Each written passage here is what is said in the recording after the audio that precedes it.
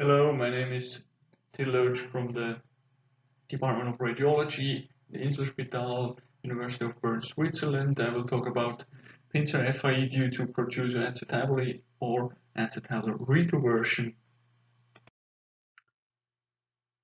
Acetabular impingement was described in 2003 by Professor Gans in Bern, and since then numerous publications have followed. We know that CAM has a more focal defect shown on the right top, while Pincer impingement has a more linear chondral defect. Here we can see intraoperative views. On right top we see a patient with CAM type FAI, on the right below we see a patient with Pincer FAI. But what about protrusion acetabular and acetabular retroversion? Where is impingement located in these hips? Therefore, we asked what is the range of motion, and does the range of motion differ? Does the osseous, femoral, and acetabular impingement zones differ? And does the location of impingement differ in 90 degrees of flexion in hips with acetabular retroversion compared to control hips and hips with protrusion acetabular? It was a retrospective controlled comparative study including a total of 70 hips of 50 patients. The control group had 26 hips, the acetabular retroversion 30 hips, and protrusion acetabular 14 hips.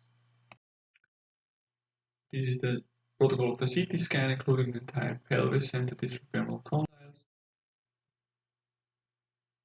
The 30 hips with acetabular retroversion all had a positive anterior impingement test, and the following three signs for acetabular retroversion: a positive crossover sign, positive posterior wall sign, and positive ischial spine sign, and a retroversion index of 30%.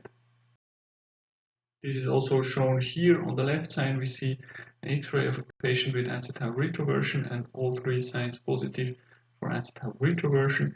In the middle, protrusion acetabular, and the control group on the right side.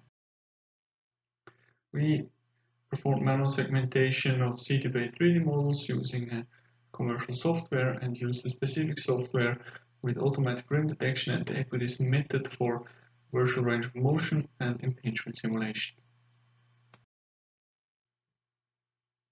We performed statistical analysis using ANOVA for range of motion values. These are the results for range of motion.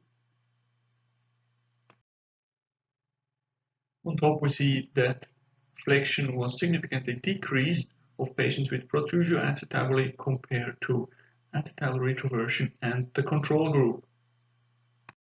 These are the results for internal rotation, 90 degrees of flexion. We see that the protrusion acetabular had a significantly decreased internal rotation compared to the acetabular retroversion and control group.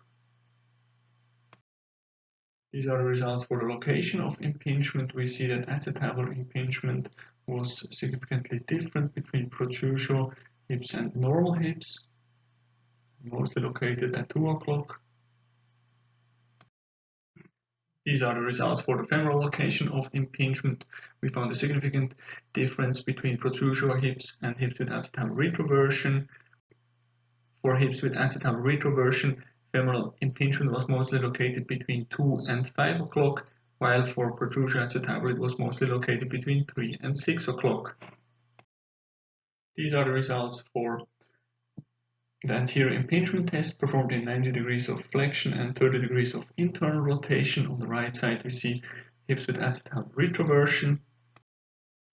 Here we added 10 degrees of adduction during the anterior impingement test, and we can observe a slight extraarticular hip impingement on the right side. And these are the results for the anterior impingement test in 20 degrees of adduction. On the right side we can see hips with acetabular retroversion have an extraarticular subspine impingement.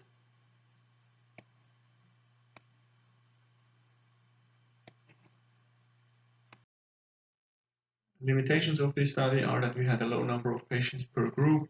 We had only bony range of motion without soft tissue, and it is a selected patient group from a university center. In summary, we found that hips with anterior FAI due to acetabular retroversion and protrusion acetabuli had significantly decreased flexion and internal rotation in 90 degrees of flexion. And for hips with acetabular retroversion, we found the anterior extraarticular subspine impingement. These are two case examples, one with a cam and overcoverage. We see here on the right side again the subspine extraarticular FAI, and here patients with overcoverage and acetabular retroversion with subspine. To conclude, acetabular retroversion seems to be an additional independent cause for anterior extraarticular subspine impingement. We think that acetabular retroversion should be measured in all patients with FAI, and further information can be accessed here. Thank you for your attention.